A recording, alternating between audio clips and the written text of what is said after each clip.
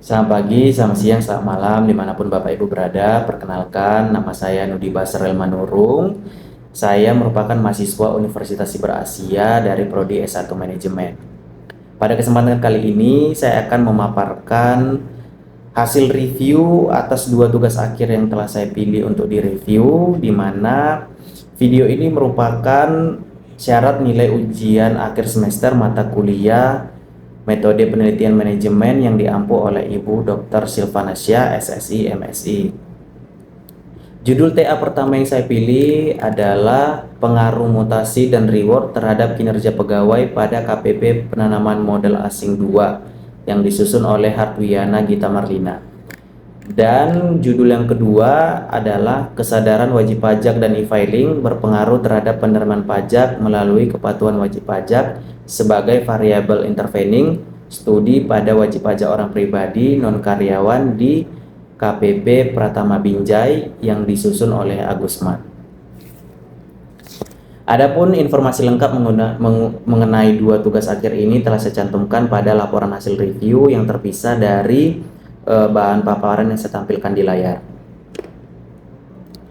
Penelitian pertama berada pada konsentrasi manajemen sumber daya manusia dan menggunakan regresi linear berganda.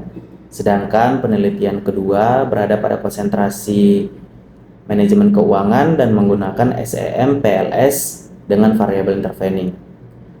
Review ini diarahkan untuk melihat bukan hanya apakah teknik statistik telah digunakan, tetapi apakah seluruh proses penelitian konsisten sejak perumusan masalah hingga penarikan kesimpulan. Review ini memiliki 4 tujuan. Yang pertama menilai kekuatan dan kelemahan metodologis. Yang kedua, mengidentifikasi temuan kritis berdasarkan bukti yang terdapat dalam naskah. Yang ketiga, menilai kesesuaian antara fenomena, variabel, instrumen, metode analisis, dan hasil penelitian. Yang keempat, memberikan solusi perbaikan yang konkret. Dengan demikian, review tidak berhenti pada menyatakan bahwa suatu bagian kurang tepat, tetapi juga menjelaskan dampaknya terhadap kualitas penelitian dan bagaimana bagian tersebut dapat diperbaiki.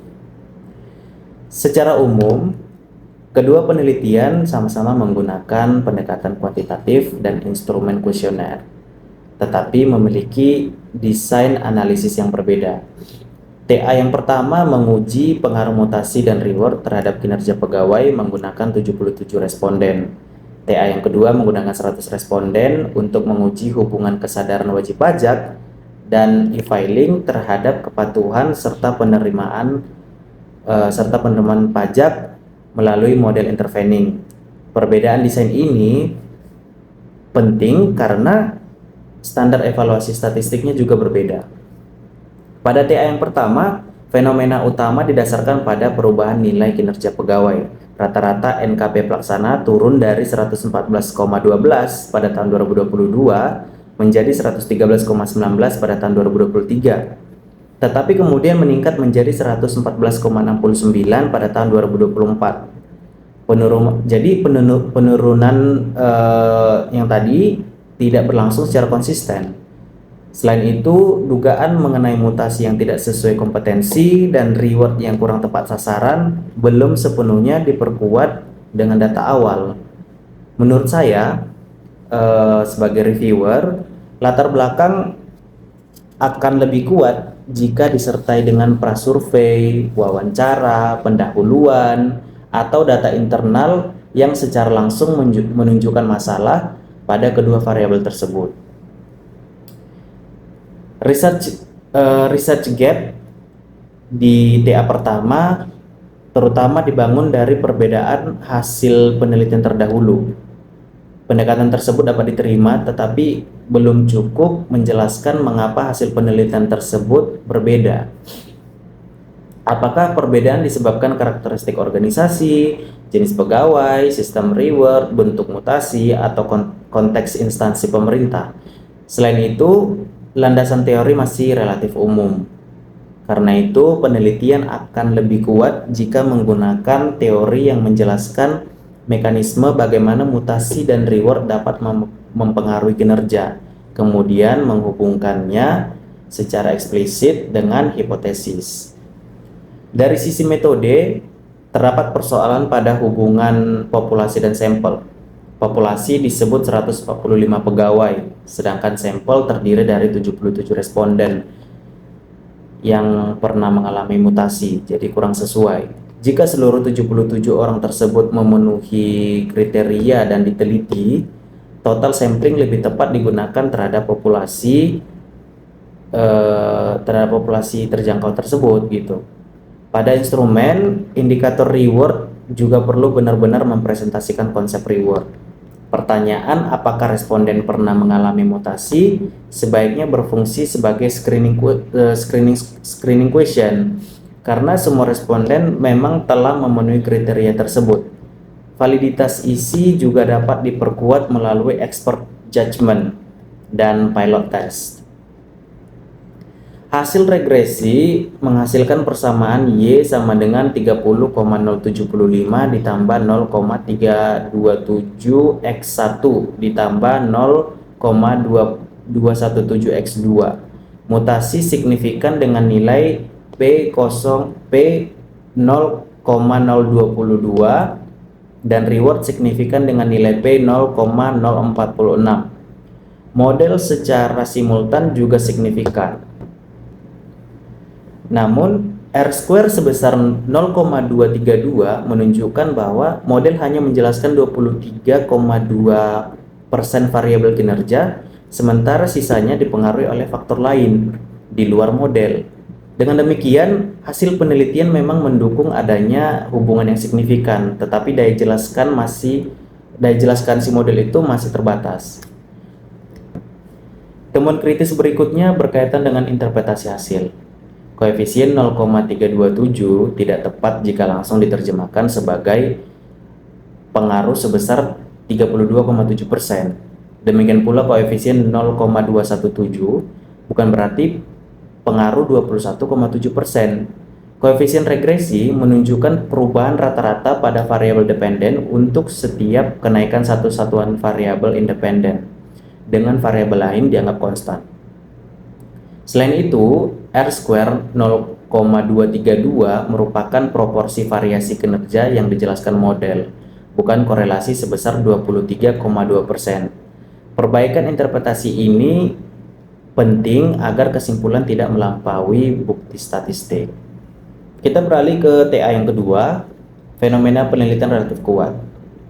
Tingkat kepatuhan WP orang pribadi non-karyawan turun dari 64,46% pada 2023 menjadi 45,20% pada tahun 2024. Model penelitian kemudian menguji kesadaran wajib pajak dan e-filing terhadap kepatuhan, kemudian kepatuhan terhadap penerima pajak. Research gap-nya juga lebih jelas karena penelitian terdahulu menghasilkan temuan yang tidak selalu konsisten. Namun, penggunaan beberapa teori perlu ditata lebih sistematis agar setiap teori benar-benar memiliki fungsi dan menjelaskan hubungan antar variabel. Pada aspek sampling, populasi penelitian mencapai 161.328 WP pribadi non-karyawan. Sedangkan sampel akhirnya berjumlah 100 responden. Perhitungan ukuran sampel menggunakan pendekatan tertentu, tetapi untuk SEMPLS akan lebih kuat jika ditambah power analysis. Selain itu, dari 150 kuesioner yang disebarkan, 128 kuesioner kembali dan 28 tidak memenuhi kriteria. Dari kondisi tersebut, terdapat potensi non-respon maupun screening bias yang belum dibahas secara mendalam. Penelitian sebaiknya menjelaskan karakteristik responden yang gugur dan kemungkinan dampaknya terhadap generalisasi. Kritik paling substantif pada TA yang kedua ini adalah operasionalisasi variabel penerimaan pajak.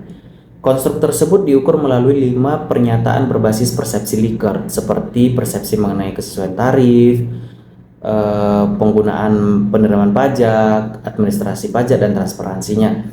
Masalahnya, istilah penerimaan pajak secara konseptual dapat merujuk pada penerimaan aktual, sementara instrumen penelitian sebenarnya menangkap persepsi responden.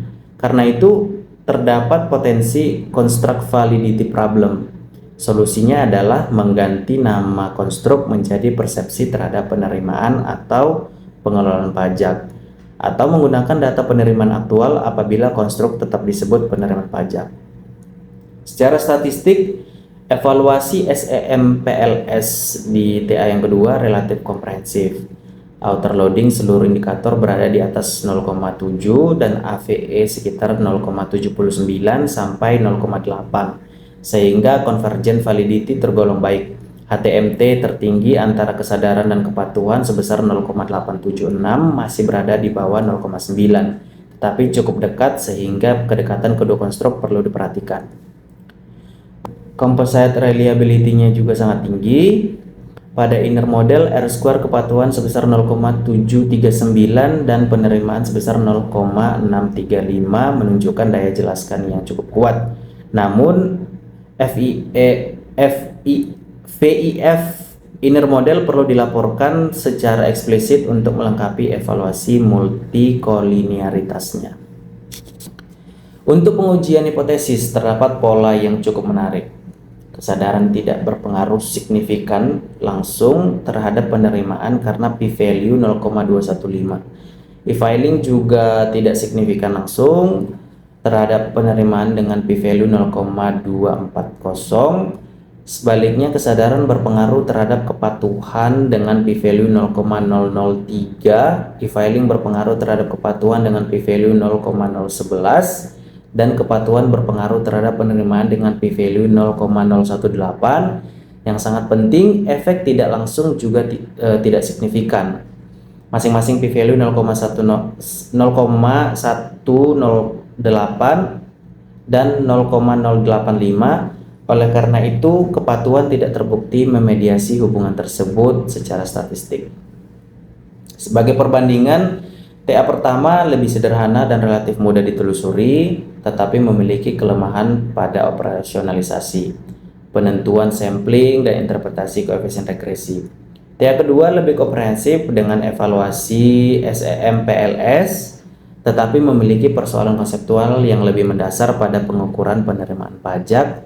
Dari kedua penelitian tersebut dapat ditarik pelajaran bahwa metode yang lebih kompleks tidak otomatis menghasilkan penelitian yang lebih baik. Kualitas penelitian ditentukan oleh konsistensi antara konsep, indikator, data, metode, analisis, dan kesimpulan. Rekomendasi akhirnya adalah memperbaiki konstruk, memperjelas research gap, melengkapi pengujian, dan memastikan kesimpulan benar-benar mengikuti bukti empiris. Saya kira demikian paparan yang dapat saya sampaikan. Lebih dan kurang saya mohon maaf. Atas perhatian Bapak Ibu sekalian, saya ucapkan terima kasih.